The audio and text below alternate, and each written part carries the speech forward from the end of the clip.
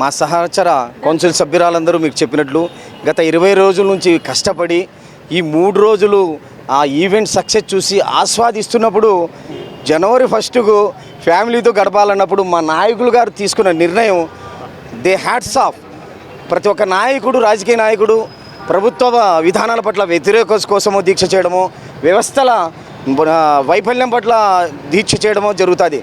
కానీ తాడిపత్రి పట్టణంలోని రాబోయే తరం పిల్లల కోసం ఈరోజు ప్రజల బాగు కోసం ప్రజలపై చేస్తున్న దీక్ష ఇది.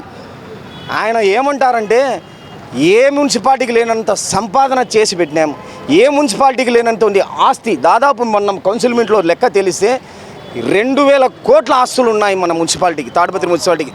మీరు కావాలంటే మేము పేపర్లు అందిస్తాం. 2000 కోట్లు మార్కెట్ వాల్యూ గల ఆస్తులను చేపిస్తే మనం చేస్తున్నాం ఏంటి? నేను పబ్లిక్గా మాట్లాడుతున్నాను, పబ్లిక్కే అడుగుతున్నాను. మనం ఏం చేస్తున్నాము? మన ఇంటి ముందర శుభ్రపరచుకోవడం లేదు. మన ఇంటి కాలంలో మనమే అపరిశుభ్రం చేసి ఒకరు చేసే తప్పు వల్ల అందరూ బాధితులు అయ్యే అతను ఆవేదన పడుతున్నారు. ఇప్పుడు వచ్చారు పిల్లలు చాలామంది, వస్తే వాళ్ళు హ్యాపీ న్యూ ఇయర్ తాత అంటే ఈయన వాళ్ళకి హ్యాపీ న్యూ ఇయర్ కూడా చెప్పలేకుండా మన ఫేస్లో ఆవేదన కనపడుతుంది. ఇలా భవిష్యత్ ఏంట్రా, మన చేతులారా మనమే నాశనం చేసుకుంటున్నామా?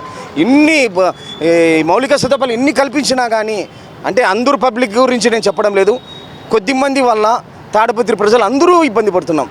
దాన్ని మార్పు కోసమే ఆయన దీక్ష చేపట్టడం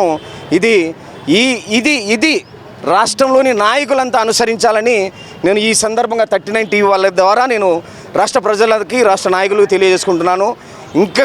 ఇప్పుడు ఇంకో క్వశ్చన్ అడిగారు మీరు, ఏమైనా జీవిత లక్ష్యం ఉందా ప్రభాకర్ రెడ్డి గారిని? ఆయన ఒక్క జీవిత లక్ష్యం కాదండి, ఈరోజు ఒక లక్ష్యం పెట్టుకుంటారు, వితిన్ 7 days ఆ లక్ష్యం పూర్తి కావాలా. అది ఆయన పట్టుదల. అన్ని లక్ష్యాలు వస్తూనే ఉంటాయి. కొందరు నాయకులు నేను 2.0 3.0 అని పెట్టుకుంటారు. ఆయనకు ఒక నా అంచనా ప్రకారం ఒక 60.0 పెట్టాలా. ఎందుకంటే ఎన్నో లక్ష్యాలు పెట్టుకుంటూ అప్గ్రేడ్ అవుతూనే పోతుంటారు. ఆయన ఎవ్రీ టైం ఆయన అప్డేట్ అవుతూనే ఉంటారు. మేము ఏమో యువకులం అనుకుంటాం, ఆయన ముందర ఎందుకు పనికిరాం. మాకు ఆయన ఆమడి దూరంలో ఉన్నారు, 50 కిలోమీటర్ల దూరంలో ఉన్నారు.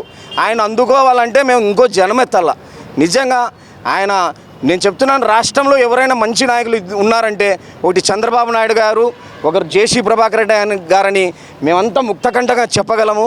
ఇంకా ఇంతకు మించి నేనేం చెప్పలేను. ప్రజలకు ఒకటే కోరుకుంటేది, ఆయన దీక్ష పట్ల మీరు మీ వ్యవహార శైలి మార్చుకోండి.